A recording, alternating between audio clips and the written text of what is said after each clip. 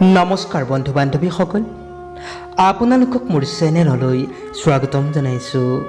বন্ধু বান্ধৱীসকল, শাওনৰ সোমবাৰ কেইটাত এই কাম মনত শ্ৰদ্ধা আৰু ভক্তি ৰাখি যদি কৰিব পাৰে তেন্তে বাবা ভোলেনাথে হাঁহি হাঁহি আপোনাক আশীৰ্বাদ প্ৰদান কৰিব। তাৰেই দুটামান কথা লৈ আপোনালোকৰ ওচৰত উপস্থিত হৈছোঁ।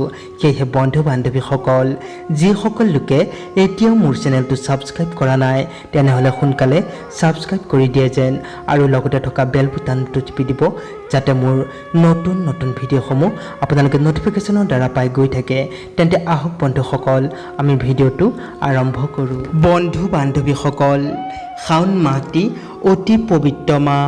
এই মাহটো ভগৱান শিৱৰ জন্ম মাহ বুলি কোৱা হয়। লোকবিশ্বাস মতে এই মাহটোত মহাদেৱ শিৱ জাগ্ৰত হয়। শাওণ মাহৰ সোমবাৰ কেইটাত জীয়ৰী বোৱাৰীসকলে শিৱ মন্দিৰলৈ যায়, নৈবেদ্য আগবঢ়ায়। লোকবিশ্বাস যে শাওণ মাহৰ সোমবাৰত শিৱ মন্দিৰত নৈবেদ্য আগবঢ়ালে আৰু শিৱলিংগত পানী ঢালিলে ভক্তৰ মনোকামনা শীঘ্ৰেই পূৰ্ণ হয়। এই মাহৰ প্ৰতিটো দেওবাৰ আৰু সোমবাৰে অনুষ্ঠিত হয় বলবম উৎসৱ। এই উৎসৱৰ পৰম্পৰা অনুসৰি ভক্তসকলে দেওবাৰে নিশা কোনো পাহাৰীয়া এলেকাত থকা শিৱ মন্দিৰৰ কাষেৰে পাহাৰৰ পৰা নামি অহা জলাধৰৰ পৰা পানী সংগ্ৰহ কৰে আৰু গোটেই নিশা পদব্ৰজে আহি সোমবাৰৰ দোকমুকলিতেই আন এটি মন্দিৰত উপস্থিত হয়। সেই মন্দিৰৰ শিৱলিংগত গোটাই অনা পানী ঢালি মহাদেৱৰ আশীষ লয়। মহাদেৱৰ নিমিত্তে ব্ৰত পালন কৰিলে নিজৰ বাবে উপযুক্ত বৰপ্ৰাপ্তি বা উপযুক্ত জীৱনসংগী লাভ কৰে।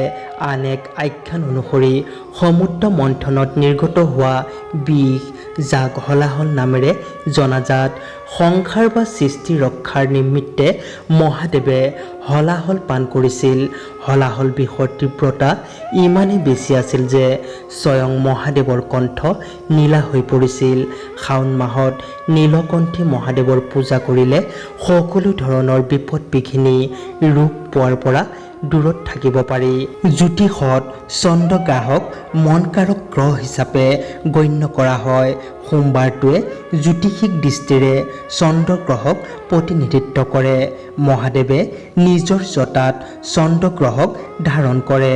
মহাদেৱক শাওণ মাহত পূজা দিলে মনৰ অস্থিৰতা, চঞ্চলতা, বিষাদগ্ৰস্ততা আদি আৱেগবোৰৰ ওপৰত নিয়ন্ত্ৰণ ৰাখিব পাৰি। শাওণ মাহ বা শ্ৰাৱণ মাহ, হিন্দু ধৰ্মত এই মাহৰ এক বিশেষ মৰ্যাদা আছে। এই মাহটোক অতি পবিত্ৰ বুলি গণ্য কৰা হয়। শাওণ মাহৰ প্ৰতিটো সোমবাৰেই অতি পবিত্ৰ আৰু ফলদায়ী ব্ৰত ধাৰণৰ উচিত সময় বুলি গণ্য কৰা হয়।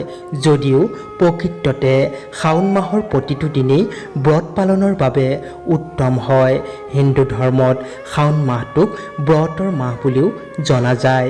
এই সময়ছোৱাত ভক্তসকলে নিজ নিজ সাধ্য অনুসৰি ব্ৰত ধাৰণ কৰি মহাদেৱৰ আশীৰ্বাদ লাভ কৰিব পাৰে।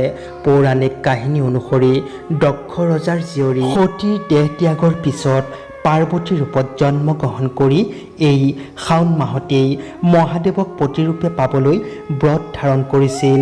শাওণ মাহটো মহাদেৱৰ প্ৰিয় মাহ হিচাপে পৌৰাণিক আখ্যানত বৰ্ণিত আছে। এই মাহতেই ব্ৰত ধাৰণ কৰি মহাদেৱক লাভ কৰাৰ বাবে কোৱা হয়। এই মাহটো বিশেষকৈ সোমবাৰ কেইটাত মহাদেৱক কিহেৰে আৰু কেনেকৈ পুজিব?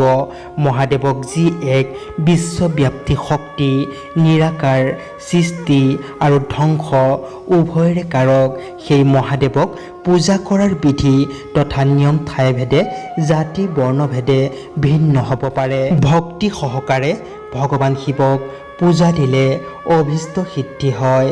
মহাদেৱক পূজা দিবলৈ ভক্তসকলে গংগা জল, অক্ষত চাউল অৰ্থাৎ নভঙা চাউল, ৰজা ফুল, পঞ্চামৃত যেনে গাখীৰ, দৈ, মৌ, ঘি, চেনি, ফল, মিঠাই, ঘিৰ চাকি আৰু ধূপ গোটাই লয়। বেলপাত আৰু বিল্ব ফল অপৰিহাৰ্য। প্ৰথমে পূজা দিয়াৰ দিনা গা ধুই শুদ্ধ বস্ত্ৰ পৰিধান কৰি শিৱলিংগৰ সন্মুখত পূবফালে মুখ কৰি বহিব। তপস্যাত সোঁহাতত কিছু পানী লৈ মহাদেৱক একাগ্ৰতা সহকাৰে ধ্যান কৰি নিজৰ আশা বা মনৰ ভাৱ মনতেই প্ৰকাশ কৰিব। ইয়াৰ পিছত শিৱলিংগত পানী ঢালিব। তাৰ পিছত পঞ্চামৃত অৰ্পণ কৰিব। পুনৰ জল বা পানী অৰ্পণ কৰিব।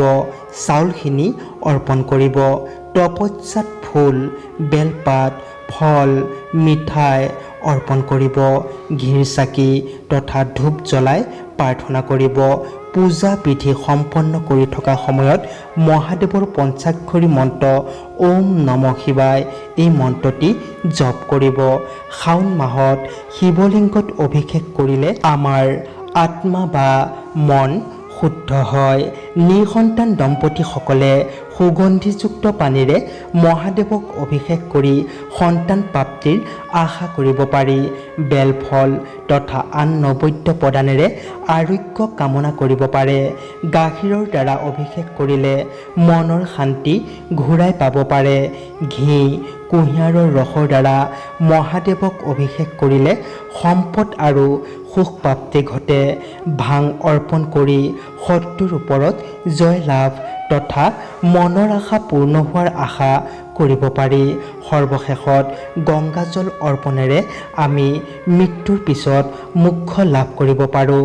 আগতেই উল্লেখ কৰি আহিছোঁ যে হিন্দু ধৰ্মশাস্ত্ৰত শাওণ মাহটোক মহাদেৱক পূজা কৰাৰ উত্তম সময় বুলি গণ্য কৰা হয়।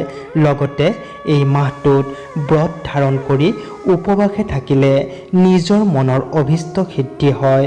ব্ৰত ধাৰণৰ বা ব্ৰতৰ সময়ছোৱাত কি খাদ্য গ্ৰহণ কৰিব সেয়া ঠাইভেদে সংস্কৃতি আৰু লোকাচাৰ অনুসৰি ভিন্ন যেন দেখা যায়।